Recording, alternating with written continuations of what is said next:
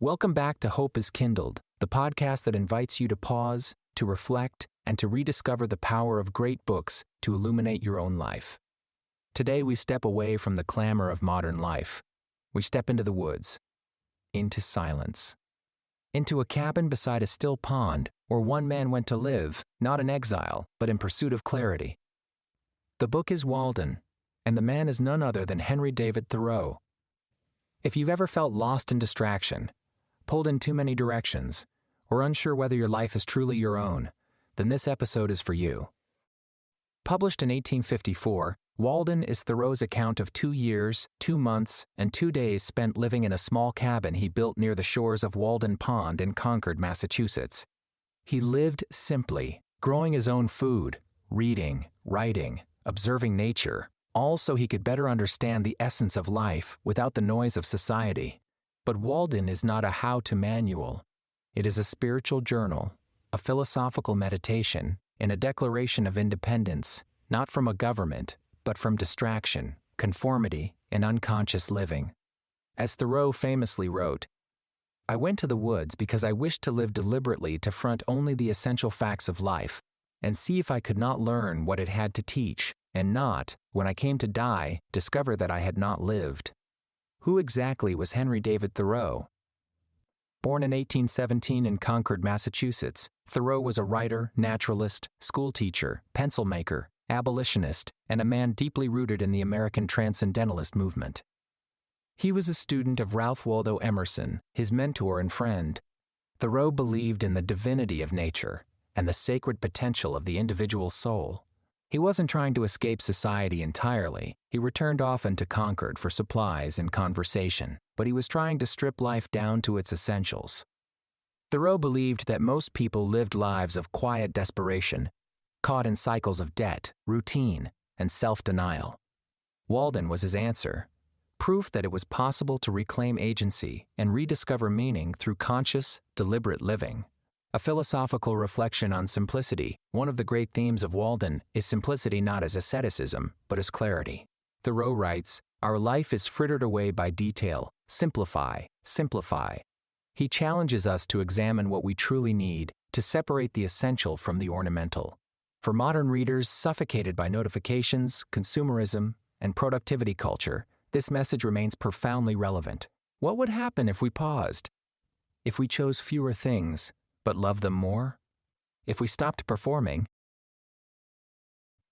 and started being?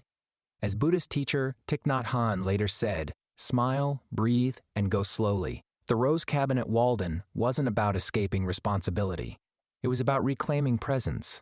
Walden emerged during a time of great industrial and social change in America. The railroads were expanding, cities were growing, and the old rhythms of agrarian life were dissolving. Thoreau's retreat was, in many ways, a protest, a spiritual resistance against the dehumanizing forces of modernity. Critics at the time didn't always take him seriously. But over the decades, Walden has come to be seen as a foundational American text, one that bridges literature, ecology, and personal philosophy. It influenced figures as wide-ranging as Mahatma Gandhi, Martin Luther King Jr., and John Muir, all of whom read Thoreau not just as a nature writer, but as a guide to moral courage and principled action. Thoreau left us with many lessons in self-discovery and strength. Here are a few of them. First, live deliberately. "Be it life or death, we crave only reality," he said, inviting us to wake up, to stop drifting through life on autopilot, and instead choose with purpose how we spend our days. He didn't believe everyone should move to the woods, but he did believe that everyone should ask, what matters most? Second, work is not identity. Thoreau challenges the idea that a person's value lies in their job title or income. The cost of a thing is the amount of what I will call life, which is required to be exchanged for it.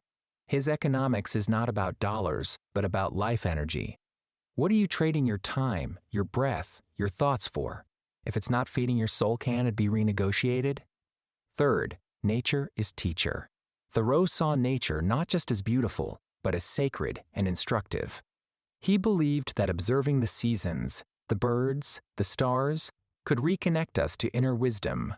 Heaven is under our feet as well as over our heads, he said. In this way, Walden is a spiritual text. It says, the world around you is already speaking if only you'll listen. Fourth, solitude is strength.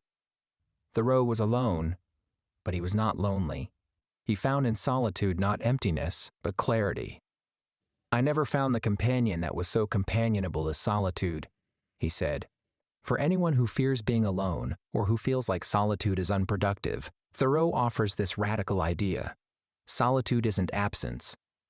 Walden is a reflective book, but Thoreau doesn't want us to just think more. He wants us to live differently. He writes, if you have built castles in the air, your work need not be lost. That is where they should be. Now put the foundations under them.